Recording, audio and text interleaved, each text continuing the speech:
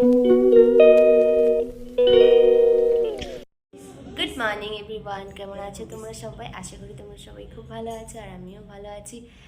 আজকে হলো মঙ্গলবার আর এখন ঘড়িতে সকাল 9টা বাজে। নতুন একটা ভিডিও এখান থেকে স্টার্ট করছি। আর বাইরের ওয়েদার তো বুঝতেই পারছো ভীষণই খারাপ। এখন দিন কি রাত কিছুই বোঝা যাচ্ছে না, সবসময় লাইট অন করে ঘরে থাকতে হচ্ছে।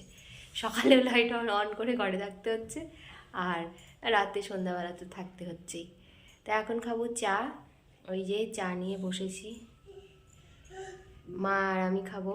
বাবা ওখানে চা খাচ্ছে। আর কালকে পিঠে করার পরে এতটা শরীর খারাপ লাগছিল, মানে শির দ্বারা দিয়ে আর কোমর দিয়ে এত যন্ত্রণা করছিল বলে বোঝাতে পারবো না।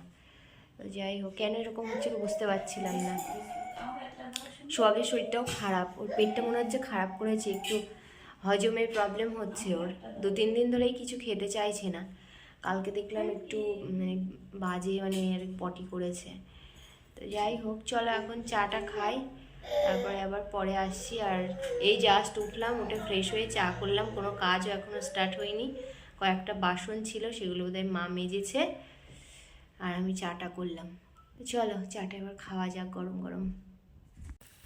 সকালে দেখো চা খেয়ে লেগে পড়েছি ঘরের কাজকর্ম করতে। রোজ রেগুলারের যে সমস্ত কাজকর্মগুলো থাকে সেগুলোই করছি। তো এখন বিছনা চাদর তো চেঞ্জ করব। আমি আগের অনেক ভিডিওতেই বলেছি যে 2-4 দিন পর পরই বেড কভার চেঞ্জ করা হয়। তার আগে ব্ল্যাঙ্কেটটা ভাঁজ করে নেবো। আর এই ব্ল্যাঙ্কেটটা না ভীষণ ভারী, মানে যখন কিনেছিলাম তখন অতটা বুঝতে পারিনি, এখন গায়ে দেওয়ার মানে সাথে সাথে বুঝতে পারি, মানে ভাঁজ করতে গেলে খুব কষ্ট হয়। আর দেখো আমি পুরো একদম চাদর সোয়েটার সব পরে নিয়েছি। আমার এত বেশি ঠান্ডা লাগে না, কিন্তু এই কদিন যেহেতু ভীষণ ঠান্ডা পড়েছে আমার একটা সোয়েটারেই হয়ে যায়। আজকে না এত কানগুলো মানে ঠান্ডা লাগছিল কি বলবো, কান দিয়ে মাথা দিয়ে তো ভাবলাম একটা চাদর গায়ে দিই, তাহলে একটু আরাম লাগবে। তো একদম পুরো চাদর গায়ে দিয়ে বয়স্কদের মতো হয়ে গেছি। তো এই তো কাজকর্ম করার পরে দেখি বিছানার চাদরটা চেঞ্জ করে আজকে ভাবছি যে ডাইনিংয়ে মানে সোফাটা একটু ক্লিন করব, কারণ কি পিছনটা অনেকটা নোংরা হয়ে গেছে। তো সেই সমস্ত করব আর কি। তার মধ্যে সোহাগের শরীরটা খারাপ, তোমাদেরকে তো বললামই, খুবই দুষ্টুমি করছে। মানে না করতে দিচ্ছে আমাকে কোনো কাজ, না করতে দিচ্ছে মাকে কোনো কাজ। ওকে নিয়ে ওর শরীর খারাপ থাকলে না খুব প্রবলেম করে। বেডরুমের বেড কভার তো চেঞ্জ করা হয়ে গেছে, আর সব ঘরও আমার ঝাড় দেওয়া হয়ে গেছে। আর 2 দিন আগেই বাবার ঘরের বেড কভারটাও চেঞ্জ করে দিয়েছিলাম, তোমাদেরকে দেখিয়েছিলাম। তো এখন ভাবছি যে সোফার পিছনটা মানে ভীষণই ঝুল পড়েছে, নোংরা পড়েছে। বেশি দিন জমিয়ে রাখলে বেশি ধুলো নোংরা পড়বে, আর সেইটা ঝাড়তে গিয়ে আমার অবস্থা হয়ে যাবে খারাপ। মানে আমার ডাস্ট অ্যালার্জি আছে, আর ভীষণ হাঁচি মারি, আর প্রচণ্ড ঠান্ডা লেগে যায়। তো ওই জন্য অল্প একটু নোংরা পড়লে আমি সেইগুলোকে পরিষ্কার করে রাখার চেষ্টা করি। আর দেখো আমি এদিকে পরিষ্কার করতে এসছি, আর সোহাগ আমার পিছন পিছন চলে এসছে। কেন জানো? কারণ ওদের সোহাগ আর গোগলের যত খেলার বল সব থাকে সোফার তলায়। আর এখন আমি এটাকে পরিষ্কার করার জন্য সোফাটাকে সরিয়েছি, আর সব বলগুলো বেরোচ্ছে। তো ও তো খুবই মজা পাচ্ছে। আরও বল নয়, আরও অনেক জিনিসও সোফার তলায় থাকে, মানে ওদের খেলনার জিনিস। সব সারাদিন খেলে আর ওই সোফার তলায় ঢুকিয়ে রাখে। আবার পরের দিন ঝাড় দিতে গিয়ে ওদেরকে বার করে দিই, আবার ঢুকিয়ে দেয়। তো ওদের কাজ হচ্ছে ওই সারাদিন ঢোকানো আর বার করা। যাই হোক, বাচ্চা মানুষ তো করবেই। আর দেখো এই যে ব্যাট রাখলাম, আমি গোগলকে এত বারণ করেছি যে ওখানে ব্যাট রাখবি না, ভাইয়ের কোনো বাই চান্স কোনো কারণে ওর গায়ের উপর পড়ে গেলে বা পায়ে পড়লে ওর ভীষণ লাগবে। কে কার কথা শুনে ও খেলতে খেলতে ওই সোফার ওখানেই ঢুকিয়ে রাখবে। তো কী আর করা যাবে, বাচ্চা মানুষ যতই বলি না কেন ওরা কোনো দিনই ঠিকঠাক কাজ করতেও পারবে না। এই কাজটা করার পরে এখন আমি অনেকগুলো জামাকাপড় জমে আছে, যেহেতু মা ছিল না বাড়িতে, তো অনেকগুলো জামাকাপড় জমে গেছে, কাঁচা জামাকাপড়, সেগুলো এখন ভাঁজ করতে হবে। আর মা ওদিকে কিন্তু রান্নাবান্নার কাজকর্ম করছিল। তো কী একটা বলতে এসেছিলো আমাকে, সোহাগ দেখো পেছন ধরে নিয়েছে। এদিকে আমি যদি কাজ করতে আসি তো ও আমাকে এসে ডিস্টার্ব করছে, মা যদি কাজ করতে যাচ্ছে তো মাকে নিয়ে ডিস্টার্ব করছে। আর মা ওখানে খানিকক্ষণ বসিয়ে রেখে তরকারি কাটছিল, কিন্তু ও কী করছে জানো তো, সব তরকারি সারা ঘরে ছিটিয়ে দিচ্ছে, মানে আরও বেশি কাজ বাড়াচ্ছে। তো ওকে নিয়ে কাজ করা যে এত মানে সমস্যা কী বলবো। হয় ওকে ধরে রাখতে হবে কেউ একজন, আর একজন কাজ করবে। তো যাই হোক, আর এখন আজকে তো শরীরটা খারাপ, আজকে আরও বেশি করে ও মানে প্রবলেম করছে, দুষ্টুমি করছে, কোনো কাজ করতেই দিচ্ছে না। তো কী বলবো, বাচ্চার শরীর খারাপ থাকলে ও বাচ্চারা ওরকম করেই। তো এত কিছু করার পরে আর ওয়েদারটা ভালো থাকলে না মন মেজাজটাও ভালো থাকে। কালকে আমি পিঠে করার পরে আমার এত বেশি শরীর খারাপ লাগছিল, মানে বলে বোঝাতে পারবো না। এত শিরদাঁড়াটা ব্যথা করছিল, সাথে প্লাস কোমরও ধরে গেছিলো, মানে মনে হচ্ছিলো আমার পুরো দমটাই আটকে যাচ্ছে। খুবই শরীর খারাপ লাগছিল।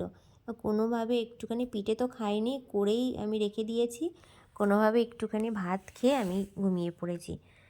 তো হ্যাঁ, চলো সারাদিন দেখতে থাকো ব্লগটা, আশা করছি ভালো লাগবে। এদিকে সোহাগের দেখো শরীরটা খারাপ বলে ও ঘুমিয়ে পড়েছে। এখন সকালে 11টা বাজে, আর বাইরে ওয়েদারটা চলো দেখাই কি বাজে। একটু করে রোদ্দুর উঠছে, আবার একটু করে কুয়াশা।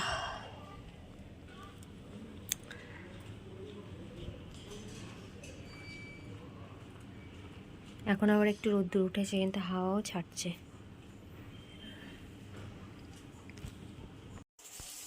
আজকে দেখো রান্না করছি হাঁসের ডিম দিয়ে আর আলু দিয়ে, একদম মাখা মাখা করে একটা তরকারি হবে। দিয়ে ডিমগুলো এখানে ভেজে রেখেছি, তরকারিটা করে দিয়ে দেবো। মোগল ডিমের তরকারি খেতে খুবই ভালোবাসে। আর এদিকে হয়েছে হচ্ছে পালং শাক, এই যে। তো আজকে এই মেনু। ঠান্ডার মধ্যে আর ভালো লাগছে না কিছু, তোমরা তো দেখলেই ঘরে সকাল থেকে কত কাজ করলাম। একটু নোংরা হয়েছিল, তো ওইগুলো বেশি দিন জমে থাকলে না বেশি নোংরা হয়, ওই জন্য তাড়াতাড়ি করে নিলাম। চলো এবার তরকারিতে ডিমগুলো দিয়ে দিই, তারপর একটু কষিয়ে জল ঢেলে দেবো।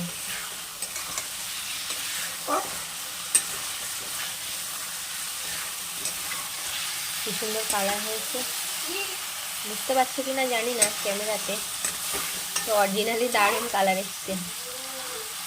এই দেখো,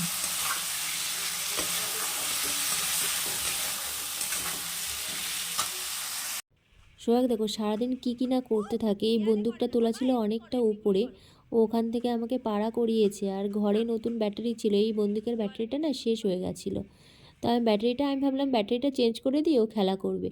ও এখন এই বিকট আওয়াজ বন্দুকটা নিয়ে দেওয়ালের মধ্যে গুঁতো মারছে বারবার। এতবার বারণ করছি যে দেওয়ালে ওরকম করিস না, ও দেওয়ালেই এরকম করবে। বকছি বলে আবার আমার দিকে তাকিয়ে আছে। Good evening everyone. দেখো এখন বসে আছি, ব্ল্যাঙ্কেট ছেড়ে এখনও উঠিনি। মা গেছে চা করতে, আর আমি একটু পরেই যাব একটু চাউমিন বানাতে। অনেক দিন পরে না আজকে একটু চাউমিন খেতে ইচ্ছে করছে, তো ভাবলাম বাড়িতে নিজে হাতে বানাই। আর চাউমিন আমার মেলাতে একদমই ভালো লাগে না। মেলা না মানে কোনো রেস্টুরেন্টে বলো বা কোনো মেলাতে বলো, মানে যে ফাস্টফুডের দোকানগুলো হয় সেখান থেকে চাউমিন খেতে আমার একদমই ভালো লাগে না। আমার ভালো লাগে ওই যে বাড়িতে বসে। খাচ্ছ কেন এটা বাবা? বাড়িতে বসে না, বাড়িতে ওই যে আলু দিয়ে ডিম পেঁয়াজ দিয়ে যে চাউমিনটা, ওটা খেতে ভীষণ ভালো লাগে। আর শীতকালে আমাদের মোটামুটি হয়, কিন্তু অনেক দিন হচ্ছে না। তো সেদিন এক প্যাকেট নিয়ে এসেছিলাম, তো ভাবছি আজকে বানাবো, তো তোমাদের সাথে শেয়ার করব। আর এই যে শোনা, কাগজ খেও না, চকলেট খেয়ে আমি কাগজটাও খাচ্ছি। দেখো এদিকে রাখো, এইদিকে রাখো, এইদিকে। উরি মামা, একটু গুড ইভিনিং বলে দাও, বলে গুড ইভিনিং। আর এই যে একজন সোফাতে দুপুরবেলা টিভি দেখতে দেখতে ঘুমিয়ে পড়েছে। আর আমার যে মাঝে বললো যে আমার বাইরেরটা চাউমিনটা ভালো লাগে, কিন্তু আমার ওই বাইরের চাউমিনটাই বেশি ভালো লাগে। হ্যাঁ, ওর আর ওর বাবার হচ্ছে বাইরের চাউমিনটা বেশি ভালো লাগে, কিন্তু আমার যেন একদমই ভালো লাগে। অনেক ধরনের সস দেয় না, আমার ওইটা একদম ভালো লাগে না। আমার রোল ভালো লাগে, কিন্তু আমার ওই চাউমিন একদম ভালো লাগে না। ঘরে ওই ডিম আলু পেঁয়াজ দিয়ে হবে, ওটাই আমার খেতে দারুণ লাগে। তো চলো, মা এখন চা করতে গেছে বললামই, তো এখন চাটা খাই, তারপরে আবার চাউমিন বানাতে যাবো। তো দেখো এখন চাউমিন বানাতে চলে এসেছে, যেমনটা বললাম চাউমিন বানাবো আজকে। এই যে আমি সেদ্ধ বসিয়েছি, চাউমিন হয়ে গেছে, এবার নামাবো, নইলে বেশি সেদ্ধ হয়ে যাবে। আজকে লেট করে বানাচ্ছি, কারণ কি চাউমিনটা খেলে যাতে রাত্রেবেলা ডিনার না করতে হয়। তো এখন 8টা সাড়ে 8টার মতো বাজে। আর গোগলে কালকে একটু টিফিনে নিয়ে যাবে, তো ওর জন্য একটু রেখে দেবো অল্প করে। বাবা দে, আমার মা আর আমার ছোটটা এত বেশি চিৎকার করছে যে কোনো কথা আমি নিজের কথা নিজেই শুনতে পাচ্ছি না। তো চলো চাউমিন বানিয়ে নিয়ে তারপর আবার আসছি। তো দেখো চাউমিন কিন্তু আমার মোটামুটি হয়ে এসেছে, আর একটু ভাজা ভাজা করে নামিয়ে দেবো। আর চাউমিনের মধ্যে একটুখানি ম্যাগি মশলা দিয়েছিলাম, তাই জন্য একটু হলুদ হলুদ কালার হয়েছে। আর সোহাগেই দিকে দেখো, পাপা কি করছো? ও একটু কাঁচা চাউমিন খেলো, অল্প একটুখানি দিয়েছিলাম, বলছে ছস ছস মানে সস দিয়ে খাবে, তাও জেনে গেছে।